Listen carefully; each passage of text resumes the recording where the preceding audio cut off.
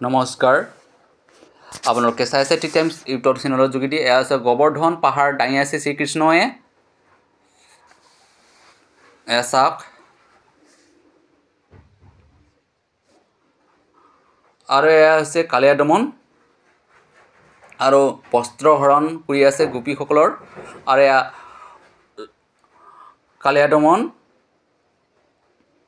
এইটো হৈছে বকাসুৰ বধ এয়া চানমস্তিক বধ আৰু কংসৰজাক বধ কৰিছে ঠিক এনেধৰণে বহুতো প্ৰতিমূৰ্তিৰে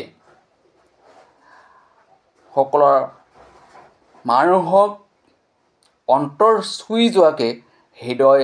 চুব পৰাকে এনেকুৱা প্ৰতিমূৰ্তি সজাই ৰাস পূজাত দেখুওৱা হয় গতিকে আপোনালোকে আহক আৰু এই ৰাস পূজাটো উপভোগ কৰক এই ৰাস পূজাটো নৱেম্বৰ মাহৰ